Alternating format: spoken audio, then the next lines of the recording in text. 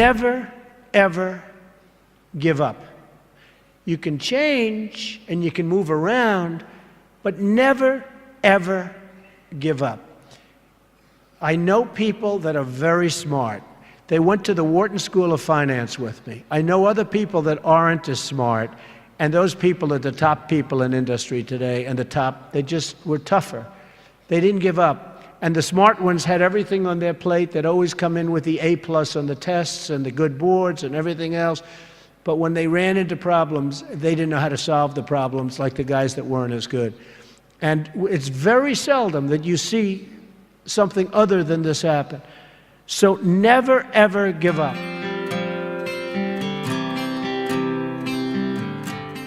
Sometimes in life, to be successful, oftentimes, most of the time, you have to follow your instincts. You have to follow your gut.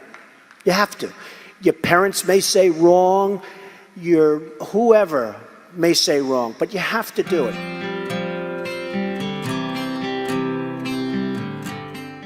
A lot of that is all in the details. You've got to be into the details, because if you're not, they'll come back to haunt you. So oftentimes, life is in the details. Well, business also is in the details. You have to be very careful.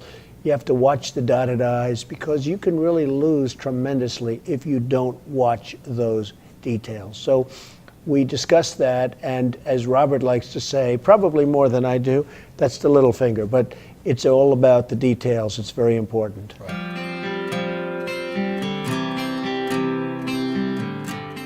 You have to love what you do. And I'm not going to go over that long, but it solves a lot of problems. Because when you love what you do, when you really love what you do, you work harder. I mean, I have friends that don't love, and I tell this story. A Wall Street titan, big guy, but I was richer than him, and I'm richer, according to Forbes, I'm much richer than him. So I like that, I like that. But this big Wall Street titan, he's a big name. He has a son, and his son is a wonderful human being, which is amazing, because the guy's a horrible person. But he's one of the biggest guys on Wall Street. So he wants his son, Alex. I'm going to use the name Alex. It's not his name, but I don't want to get this guy in any more trouble with his father than he already is. Alex isn't the strongest character. The father is a brutal, vicious killer. So the father has a big firm on Wall Street, and he wants Alex to go into the firm, of course. Come on, Alex, get in there, get in there. In the meantime, all these kids are graduating from Wharton and Harvard and Stanford, and they're just eating Alex's lunch. He doesn't have a chance. He doesn't have a chance. And he doesn't like it.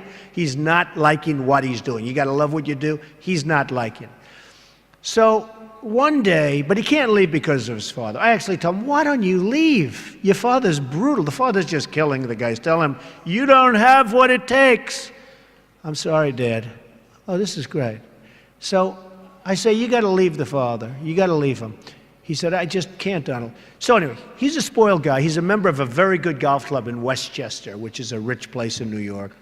And he's on one of the committees, and he's on the Greens Committee. And they put him in charge of redoing the course. They're doing this big renovation of the course. It's a very good club. And he's there every morning at 5 in the morning. He doesn't leave. He did such an unbelievable job. The contractors respected him. Everybody respected him. So the wife comes up. He's doing so great, Donald. He's so amazing. And they give him an honor. And this is a tough group of people that have this club. They're club members, and they're difficult. They gave him an honor. The club came in under budget, faster by 2 months. He did an unbelievable job, and the quality of the work was 10 times what they ever anticipated. So they gave him a medal. I said, Alex, you ought to go and do this for a living. You ought to be a builder, whether it's houses or clubs or golf courses, renovation or this. Oh, my father would go crazy. He'd never let me. So Alex went back to Wall Street, where he was miserable, and a year later he quit. And he started doing renovations of houses and clubs and different things. And he's doing great. So you've got to love what you do.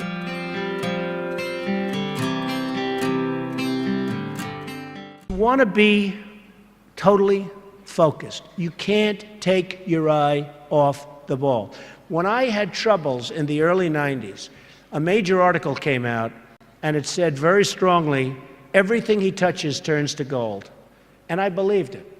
So I'd go out with models at night instead of working. But that wasn't good. And I remember I had a big lease coming up, and there was a big show, and I went to the show. I said, don't worry, fellas, you can handle the lease. You'll get it done. Well, I came back, they didn't get it done, and I would have had it done 100%. And then the market crashed in the 90s. So I had trouble, but it was sort of an amazing, I wouldn't want to do it again. It was an amazing test of yourself. Can you handle pressure? How are you under pressure? Are you smart? You know, when everybody's coming at you.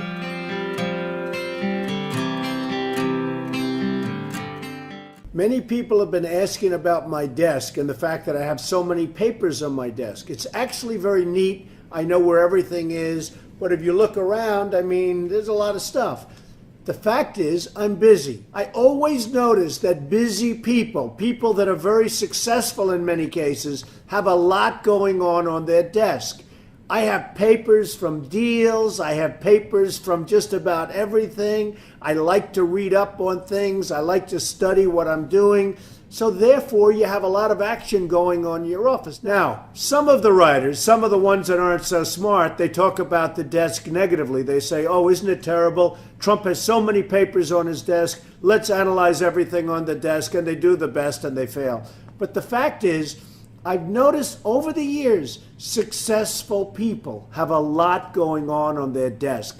My desk is in my office. My desk is a very important part of me. And frankly, it's a very important part of my success. Everything I do comes right through this desk. So if it's not perfectly neat, if there's a lot of action, I think that's okay. I actually think that's a good thing.